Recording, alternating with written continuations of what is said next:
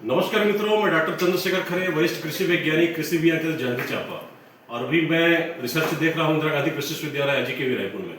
मित्रों, ये बहुत बड़ी सौभाग्य की बात है हमारे समाज से संजय ढहरिया जी, जो यूपीएससी फाइट करके अभी IAS के लिए चयनित हुए हैं। अभी एक सप्ताह पहले इनके चयन के पश्चात भी मैं मुलाकात हुआ था, विश्वविद्यालय आए हुए थे हमारे यहाँ। ये बड़े सौभाग्य की बात है और आज हमारे समाज ने गुरु बालक दास जयंती पर इनका सम्मान भी पूरे समाज की ओर से किया है। मैं इसके लिए आपको मैं बहुत बहुत बधाई शुभकामनाएं देता हूं सर। और मैं इतना जानना चाहूँगा सर, सबसे पहले तो आपकी प्रारंभिक शिक्षा कैसे हुई सर, किन संघर्षों से आप यहाँ तक पहुँचे हैं, थोड़ा सा सर हमारे विश्वविद्यालय के जो, क्योंकि सर हमारे जो छात्र हैं पर्टिकुलर कृषि वाले, वो बहुत गरीब बैकग्राउंड से आते हैं सर, तो यहाँ तक पहुँचने के लिए शायद सोच भी नहीं सकते। लेकिन सर आप उम्मीद जगी है कि आपने जो है हमारे इस छत्तीसगढ़ से और विशेषकर हमारे अनुसूचित जाति समाज से SC कैटेगरी में आप IAS बने हैं। तो सर मैं चाहता हूं कि आप प्रारंभिक तौर से कैसे आगे बढ़े हैं सर, उसके बारे में आपके अनुभव बताएं सर। छोटा सा परिचय देता हूँ। मेरा नाम संजय ढहरिया है। मैं अभी UPSC CAC 2025 में मुझे रैंक 946 मिली है और संभवतः मुझे इसमें का संभावना है। देखिए, मैं गांव से हूँ, मोल्टा जी, बेलटुकरी महासमुंद जिले में मेरा गाँव है। और प्रारंभिक शिक्षा मेरी 1ली से 5वीं तक जो हम गांव का जो स्कूल होता है, शासकीय प्राथमिक स्कूल, वहाँ तक पढ़ा हूँ मैं। फिर मेरे शिक्षकों को लगा कि बच्चे में थोड़ा टैलेंट है, अच्छा है, तो उन्होंने मुझे जवाहर नवोदय विद्यालय का एंट्रेंस एग्ज़ाम दिलवाया जब कक्षा 5 में था। तो मैं वो एंट्रेंस एग्ज़ाम लिखा और बाबा जी की कृपा से मुझे उसमें सफलता मिली थी जब मैं 9 साल का था। फिर मुझे जवाहर नवोदय विद्यालय मानव कैंप रायपुर में पढ़ने का एक बहुमूल्य अवसर मिला, जहाँ पर मैं कक्षा 6वीं से 12वीं तक पढ़ा हूँ। और वही जो 7 साल था मेरा जवाहर नवोदय विद्यालय माना रायपुर में, वही मुझे एक शैक्षणिक रूप से बहुत अच्छा एक बेस दिया, फाउंडेशन दिया। और उसी दौरान जब मैं कक्षा 11वीं में था उसी स्कूल में, तब हमारे नवोदय विद्यालय समिति के जो कमिश्नर होते हैं वो सीनियर IAS होते हैं, तो वो हमारे स्कूल में विजिट में आए हुए थे। तो एक शिलान्यास हुआ था, कुछ निर्माण हुआ था हमारे स्कूल कैंपस में, तो शिलान्यास हुआ था। उसमें कमिश्नर सर के नाम के नीचे IAS ऐसे लिखा हुआ था। तब तक मुझे उस समय तक समझ नहीं थी कि IAS क्या होता है। तो मेरे बड़े भैया हैं श्री विजय ढहरिया, वो जैसे पेरेंट्स टीचर मीटिंग होता है तो आया करते थे स्कूल में। तो मैं उनसे पूछा ऐसे ही एक स्वाभाविक रूप से उत्साह से कि MBBS तो पता है हम लोग को, सब हमारे टीचर्स कहते भी हैं MBBS करना, क्योंकि मैं बायो का स्टूडेंट हूँ। तो मैं उनको पूछा IAS क्या होता है, और एक वो जो बच्चों वाला जो एक उत्सुकता होता है, तो हमारे प्रिंसिपल सर, वो जो कमिश्नर सर थे, उनके सामने ऐसे एक बड़े डिसिप्लिन से खड़े हुए थे। तो मुझे लगा ये शायद कुछ विशेष व्यक्ति हैं, तो मैं उनको पूछा IAS क्या होता है। तो वहाँ से फिर भैया ने मुझे बताया, और रायपुर में जो उनके कुछ कॉन्टैक्ट के थे, जो परिचित हुए थे IAS IPS से, तो वर्क से संबंधित उनसे वो जो पढ़ाई कर रहे थे उससे, तो वो फिर मुझे कुछ IAS IPS लोग का जो आवास है उनको दिखाया रायपुर में, उनका कार्यालय दिखाया, बाहर से ही दिखाया कि देखिए ये इम्पोर्टेंट प्रशासनिक पद में आते हैं IAS IPS, और ये लगभग देश को चलाते हैं प्रशासनिक रूप से। तो वहाँ से ही प्रेरणा आई, और मुझे कभी अपने टैलेंट में कभी मुझे डाउट नहीं था।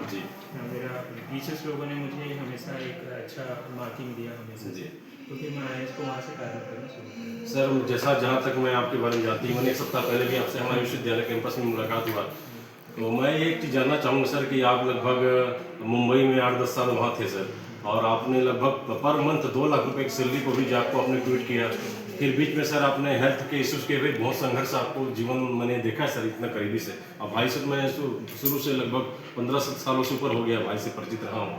तो मैं ये जानना चाहूँगा सर, इतने अच्छे पद को भी आपने छोड़ा, इतना संघर्ष किया, शारीरिक क्षमताओं, इतने विकट परिस्थितियों पे भी, लेकिन आपने हौसला नहीं छोड़ा सर।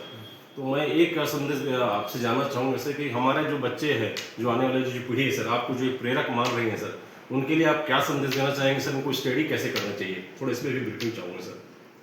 देखिए, आप जैसे मेंशन कर रहे थे कि मुझे कैंसर की समस्या आई थी जब मैं 22 साल का था।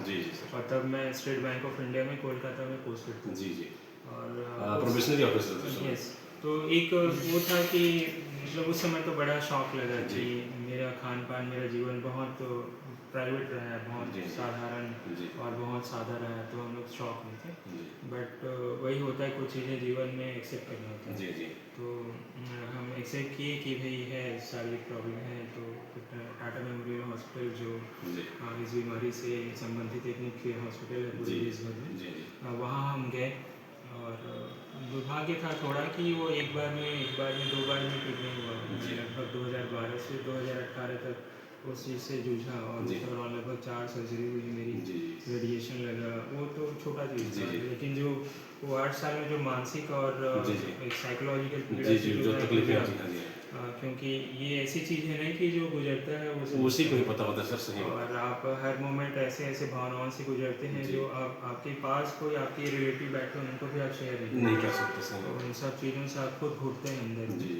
लेकिन अब देखिए, इस दौरान एक अच्छी बात ये हुई कि जी।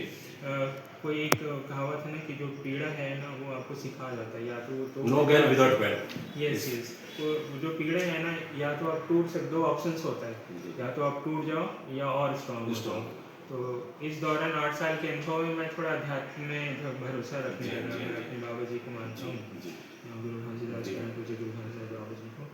तो उनको मैं अपना एक आदर्श मानने लगा, जी। और उनके जीवन को देख के एक स्ट्रेंथ फील किया। जी। और वहाँ से ये सब घटनाएं जो हुई जी, ना, जी। ये मुझे ना मेरे जीवन का उद्देश्य और स्ट्रॉन्ग गाढ़ी बनाया। रूप से बनाया। जी, जी। कि भाई अब वहाँ, क्योंकि मुंबई में मेरे साथ ऐसे हुआ कि जो लोग मुझे पर्सनली नहीं जानते थे, जी, जी। वो लोग भी मुझे सपोर्ट दिए, रहने का घर दिए। जी। और वो लोगों ने एक बात कही थी जो मुझे अभी भी जस्ट तस याद है, जी। कि जब हम रिटर्न हो रहे थे, जी। तो मैंने बोला, सर मेरे पास कुछ पैसे हैं, आप लोग रख लो, मैं आप लोग के घर में इतने सालों जी। तक रहा हूँ, जी, महीनों जी। तक रहा हूँ। तो उन्होंने मुझे एक बात कही कि बेटा, हमको पता है, आपको देखे हम 8 साल से, जी। कि आप बहुत सिंसियर हो और पढ़ाई कर रहे हो, IAS बनने का सपना है आपका, क्योंकि मैं शेयर कर जी, सकता हूँ जी, लोगों जी। से। तो उन्होंने एक बात कही थी कि जब हमको उम्मीद है कि आज नहीं तो कल आप IAS बनोगे, और जी। जब बन जाओगे तो अपने जैसे जो समस्या से जूझ रहे होंगे, आसपास जो भी, जिनको भी जिस तरह की भी जरूरत होगा, उनको आप सहयोग करना, और तब समझना कि आप हमारा पेमेंट कर दिए। क्या बात है, तो बहुत मैं बड़ा उस चीज़ को याद रखता हूँ, और मेरा ये उद्देश्य रहेगा कि मैं जी। जहाँ भी, जिस भी पद में जहाँ भी रहूँ, जी। अपने इस उद्देश्य को पूरा 100% दूँ। ये बहुत अच्छी बात आपने कही है, क्योंकि बड़े भाई जो हमारे विजय डहरिया भाई साहब भी हमारे साथ उपस्थित है, क्योंकि बड़े भाई होने के नाते इनका हमेशा आशीर्वाद, छोटों पे तो बड़े भाई का हमेशा आशीर्वाद रहता ही है। तो मैं भी जानना चाहूँगा कि भाई साहब आपने हमेशा प्रेरित किया है, इनको आशीर्वाद दिया है, तो आप समाज को क्या संदेश देना चाहेंगे आने वाली पीढ़ी को? सबसे पहले मैं आपके माध्यम से समाज को सादर जैसा नाम घोषित करता हूँ, और संदेश इतना ही है कि भाई अपने आप में एक आइडल है, एक पुस्तक है, एक गाइड है। जी। जो उनके जीवन में जो स्ट्रगल आया, जो उनके जीवन में जो समस्याएं जी, रही, जी। उसके बावजूद वो अपने मंजिल को, वो अपने उद्देश्य को नहीं भूले, और उसमें हमेशा वो तटस्थ रहे। और निश्चित तौर से आज वो उस बाबा जी के आशीर्वाद से अपने मंजिल में पहुँच गए हैं। समाज को मैं यही कहना चाहूँगा कि परिस्थितियाँ कितना भी विपरीत क्यों ना हो, हर परिस्थिति को अपने जीवन के लिए प्लस लेके चलना है, उसको सीढ़ी बना के चलना है। परिस्थिति से वापस नहीं आना, बल्कि परिस्थिति को सीढ़ी बना के आगे बढ़ना है, क्योंकि रात है तो दिन आएगा। एक नेचुरल जो उदाहरण है वो कहीं नहीं गया है। ये समस्याएं हैं, उसके बाद समस्या एक दिन बना नहीं रहेगा, उभरेगा, लेकिन उसमें हमको धैर्यता और दृढ़ता रहना जरूरी है, अनुशासित तरह से। तो अभी आपने सम्माननीय संजय डहरिया जी, भाई साहब विजय डहरिया जी को आपने सुना। मैं आप सभी से अपील करता हूं कि हमारे जो इंदिरा गांधी कृषि विश्वविद्यालय या कृषि संगत के जो सब्जेक्ट लेकर पढ़ रहे हैं, जो ग्रामीण कृषि परिवेश के हमारे विद्यार्थी हैं, BSc MSc और PhD वाले मेरे स्टूडेंट हैं, और अन्य जो भी सब्जेक्ट वाले स्टूडेंट हैं, सभी अभी आप देख सकते हैं कितना संघर्ष करने के बाद, चाहे वो जीवन का संघर्ष हो या शैक्षणिक संघर्ष हो, आज उन्होंने सफलता पाई है। और हम ये ग्रामीण क्षेत्र से निकल के हम कृषि वैज्ञानिक बने हैं, तो ये कहीं ना कहीं डॉक्टर भीमराव अम्बेडकर बाबा साहब को हमारा जो नमन है। गुरु बाबा घासीदास जिन्होंने हमेशा सत्य की और अहिंसा की राह पे चलने का हमें प्रेरणा दिया है।